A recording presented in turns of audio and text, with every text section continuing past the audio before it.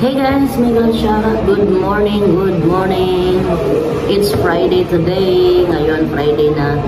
So, tomorrow, wala tayong trabaho. Sana makagala tayo tomorrow para makakuha ng ating pang-premiere. Makapag-video tayo ng pang-premiere natin. So, ngayon guys, pagtsagaan mo na yung aking araw-araw na pagkakape dito sa talyer. Dito sa kapehan na to. So, let's eat pandesal at sa pandikoko at sa ating kape Americano. So, let's eat guys.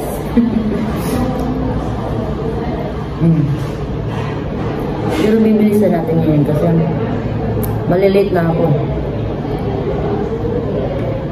So, ano naman ang kwento natin ngayon? Ano namang kwentuhan ang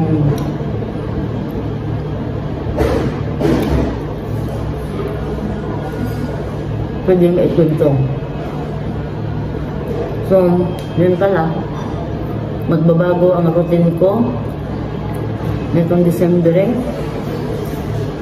Hindi ko alam kung mapagkape pa ako ng ganito dahil starting today, maghanap ako ng trabaho kong iba sa pag-umaga dahil yung apartment na nililinisan ko na pinagtatrabahuan ko is ibibenta na ng amo ko dahil hindi na siya dahil sa luma na yung building.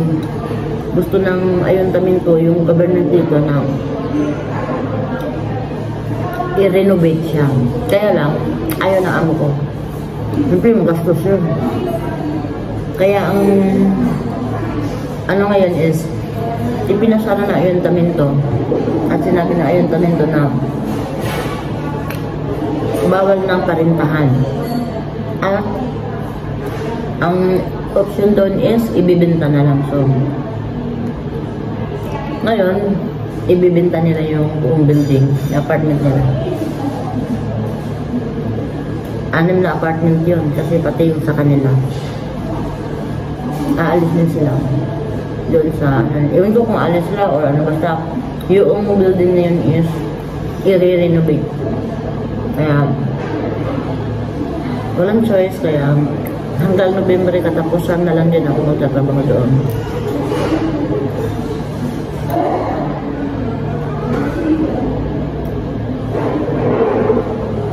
Sabi ng ama ko, sign ano daw, sign na para nagharap ako na ibang trabaho dahil mura na lang yung sahod ko dyan. Pero okay lang din sa akin kasi naglilinis lang ako. At saka, ayan, nakapasok ko minsan ng late at okay lang din naman sa amo ko dahil natatapos ko naman trabaho ko. Pero yun nga,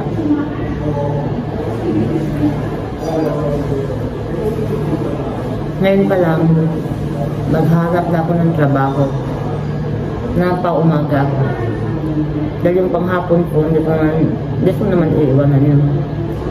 Pero yan, depende kung makahanap ako ng full time na 8 oras lang, gawa ko basta stay out.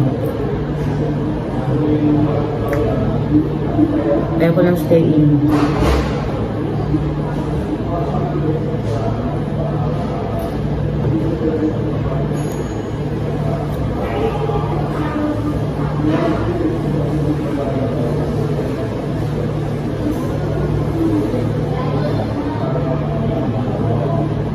At nitong November 1, atin kami ng anniversary ng Ganap 1 Barcelona chapter. Nahati kasi yan, ano na yan guardian.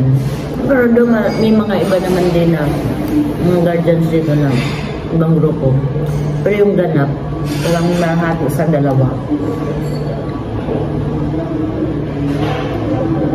May Ganap 1 Catalonia chapter at mayroong Ganap 1 Barcelona chapter. Atong Ganap 1 Barcelona chapter doon, ka-attend kami dyan sa may hotel na Laging ginagamit dito pag may party. Aquarela Hotel.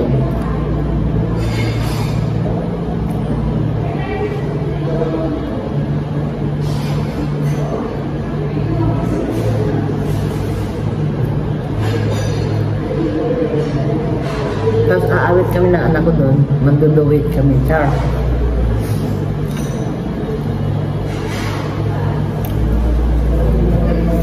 Bilis na ubos.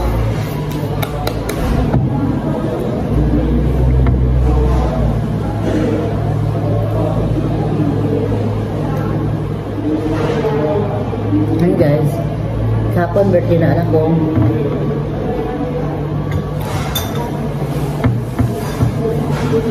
Masaya. Yung anak kong na nandito yun ang gumastos sa birthday niya. Saya niya. Ang saya-saya niya kasi hindi niya inasahan yung mga natanggap niyang regalo kahapon. Na ano kasi, yung tawag nito, sinurprise ng anak ko na nandito na binilan siya ng iPhone 11 lang yun. iPhone 11. Yun, tuwang-tuwa. Hindi niya inaasahan. Kasi syempre, malaki na yung gastos na anak ko dun sa birthday niya dahil yung lecture o yung handa, syempre. Lahat kanya eh. Tapos, yan.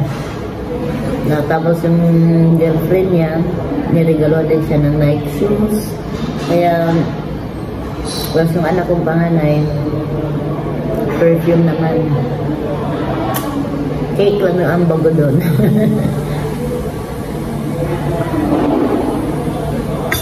Dahil wala pang maraming datong ang nanay kasi nagbabayad pa ng mga bills para pagbayarin. Pero nitong November, uuwi si Michelle. Uuwi siya. So, may nabili ako mga t-shirt at saka shorts. Papadala ko sa bunso kong anak. At saka sa asawa ko siya. Lagi, pagka may mga umuwi, grabe na ako, queen ako ng padala. Reyna ng padala pala. Pagka may mga umuwi dito, talaga nagpapadala ko. Pero sa mga ano lang din naman, yung gusto lang magdala. Pero yung iba, siyempre, marami din silang mga bit-bit.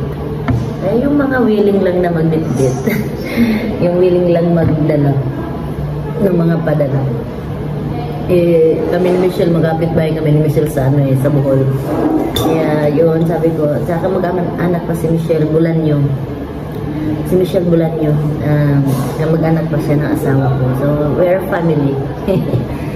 Kaya, yan. Kasama lang kami dito sa church.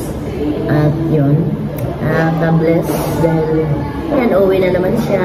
Siyempre, ilang years din niya nakita. Pero nakauwi na siya. Mula nung nagkapapil siya dito sa Barcelona, nakauwi na rin siya. Isang beses. Tapos, ito yata yung pangalawa. Kasi nung nakaraan na ganito pandemic, hindi siya nakauwi. Yan, kaya hindi nakakatuwa na may magbabakasyon na naman. Tapos pagbalik, may tuyo na naman dala. May tuyo na dala. Kaya nakakatuwa rin pagka may mga umuwi. Ako pa lang ang hindi nakakauwi. 13 years, guys. Hindi pa ako nakauwi sa amin. Paabutin ko ng 15 taon. 13, 14, 15, siguro 20, 25, 26, 27, or 2028, no sé balas eh. Tingnan natin kung kailan tayo makakawin. Basta very soon, pagka okay na yung sa financial natin, ayokong umuwi na walang dala, walang dalong pera. At gusto ko umuwi na maayos yung financial, financial matter, financial na aspect ng ating buhay.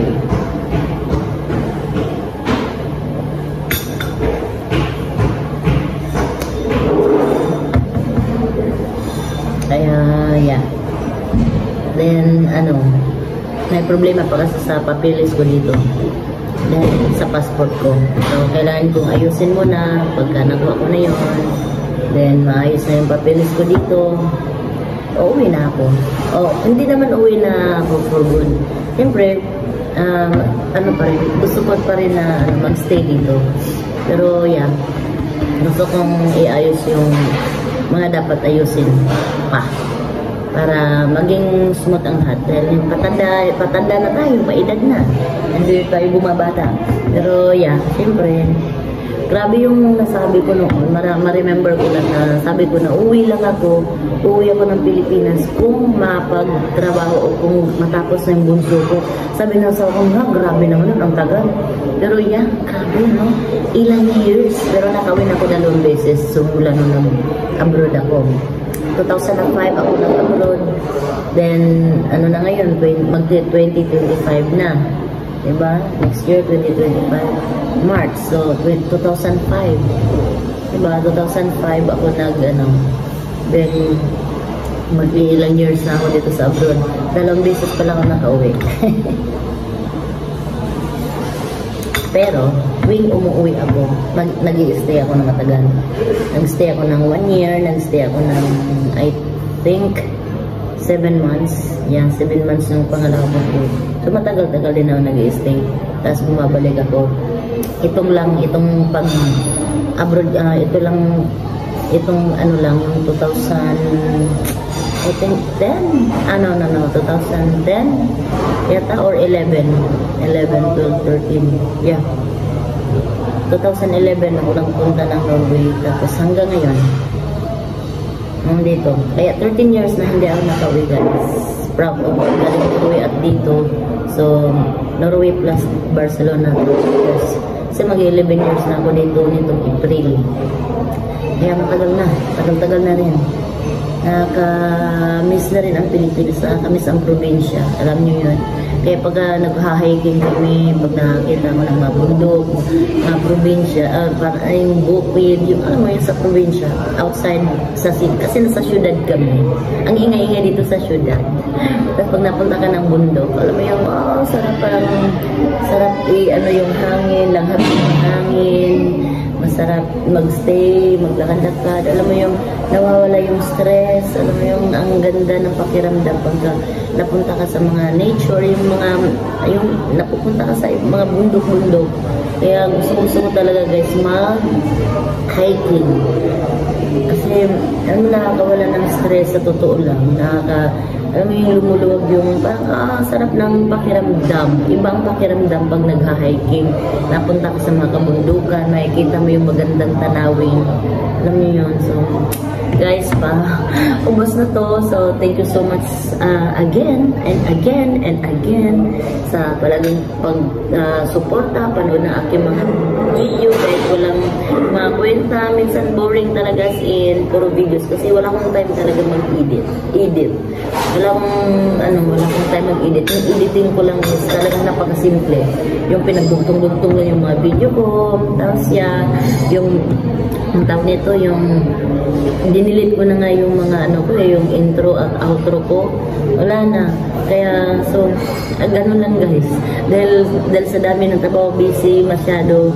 At alam mo yung minsan, pagkagising mo ng umaga, parang gusto pang matulog. So, pagka nag-i-edit ako sa gabi, yun. Basta napakasimpleng editing lang. Kaya, guys, thank you so much for always watching my video. God bless us all. I love you guys. Bye!